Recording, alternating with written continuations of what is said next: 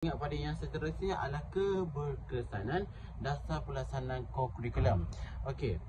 Ia yang pertama dapat membantu mengimbangi fokus akademik dan sahsiah murid. Jika kita dapat lihat pada situasi pada zaman sekarang, kebanyakan pelajar mereka tidak terlalu tumpu pada pembelajaran. Jadi dengan adanya kurikulum, mereka dapat menghilangkan segala stres dan juga depresi dengan melakukan sukan-sukan yang telah diadakan di sekolah. Pada masa sama, apabila mereka melakukan PJ, seperti kita tahu, apabila mereka melakukan pendidikan jasmani, mereka juga dapat meningkatkan kefokusan dalam diri sebab mereka tidak terlalu tertumpu kepada pembelajaran sahaja. Okey, yang kita tengok kedua adalah meningkatkan kemahiran sosial, kepimpinan dan komunikasi. Dengan adanya kurikulum, seperti kita tahu, di sekolah pada setiap hari Rabu kita melakukan koko. Jadinya apabila melakukan aktiviti-aktiviti begini, mereka masuk dalam pelbagai persatuan dan kelab, mereka dapat menunjukkan bakat dalam kepimpinan serta komunikasi. Jadi bila mereka bergaul dengan sesama mereka di sekolah, ini dapat meningkatkan lagi mereka punya cara untuk berkomunikasi dengan lebih baik. Dan juga kamera sosial. Kita sebagai guru di sekolah, kita memang nak yang terbaik dan juga kita nak kemahiran sosial dalam belajar tu baiklah, untuk mereka saling bertegur sapa antara satu sama lain. Okey, kita tengok yang seterusnya adalah menggalakkan perlibatan aktif semua murid. Jadi bila kita melakukan perlibatan yang aktif kepada murid, pada masa yang sama murid akan sentiasa sihatlah, disebabkan sentiasa aktif dan bergerak sepanjang masa, taklah mereka duduk sahaja di dalam kelas. Dan yang keempat adalah mewujudkan suasana sekolah yang harmoni dan inklusif. Okey, bila kita tengok daripada kelas, mungkin kita tengok ada kelas-kelas yang mempunyai pelajar yang lemah, mungkin dia tidak terlalu berbakat dari segi akademik, namun ia berbakat dari segi kurikulum. Jadi sebab itulah kita mengadakan kurikulum. Pada masa yang sama, dia terdapat juga menyerlahkan bakat di kurikulum, dan juga ia perlu berbakat juga pada akademik. Okey, kita tengok seterusnya kepada kesan negatif jika dasar diabaikan. Pertama, murid pasif dan tidak aktif. Murid hanya fokus pada pelajaran dan tidak mahu melibatkan dalam aktiviti luar bilik. Ini yang kita dapat elakkan. Kerana apabila kita mengelakkan perkara sebegini berlaku, kita dapat menghilangkan stres. Sebab kalau kita dapat lihat pada zaman sekarang kan, jadi banyaklah murid-murid yang kat luar sana, mereka, apa kita boleh katakan, kalau kita tengoklah kat berita-berita yang telah ditampilkan sekarang kan, banyak jugalah berita-berita mengenai budak terlalu stres. Ini menyebabkan banyaklah implikasi-implikasi jadi. Contohnya pemakanan mereka tak jaga dengan seimbang. Bila stres, ada setengah manusia yang bila dia stres dia akan makan lebih banyak.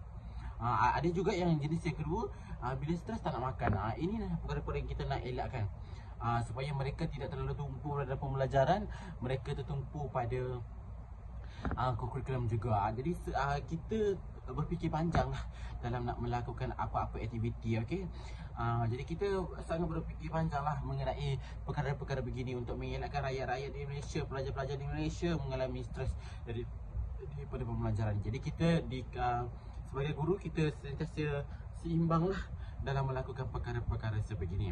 Okay, kita tengok seterusnya, kurang semangat kerjasama. Ya, saya rasa semangat kurang kerjasama ni akan timbul apabila pelajar tidak bersosial. Jadi saya mengharapkan pelajar-pelajar bersosial lah. Apabila pelajar mula bersosial, mereka juga dapat meningkatkan kemahiran komunikasi antara mereka satu sama lain. Jadi perkara ini amatlah diperlukan oleh setiap pelajar. Jadi saya harap murid yang bertumpu pada akademik juga dapat bersosial dengan baik supaya mereka dapat meningkatkan semangat kerjasama. Inilah adalah satu perkara yang sangat penting lah. Kita tahu pada zaman kini gadget itu penting. Apabila gadget ini penting, kemahiran kerjasama dalam sosial itu tidak dapat dilakukan. Mungkin mereka hanya macam, okay, tak apalah, kita duduk dalam bilik buat kerja tanpa mereka keluar daripada bilik bersosial dengan manusia lain. Tidak. Okay? Kita tak nak begitu. Kita nak harapkan dengan adanya aktiviti co-curriculum seperti ini, kita dapat juga meningkatkan semangat kerjasama antara satu sama lain lah. Okay?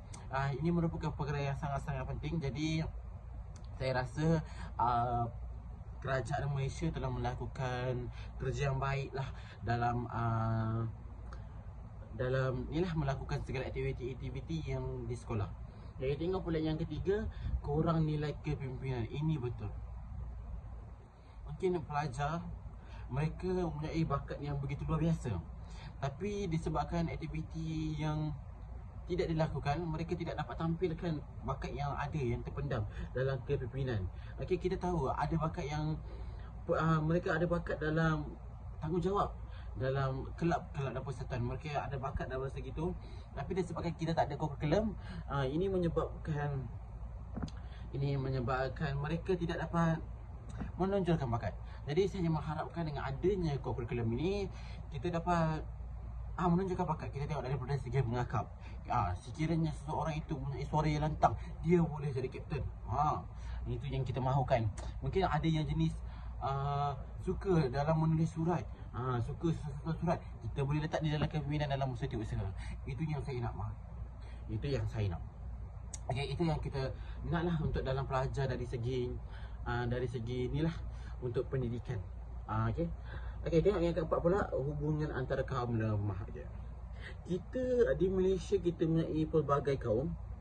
Okey, contoh saya sekarang pakai tanjak, kita menunjukkan kaum Melayu je kan.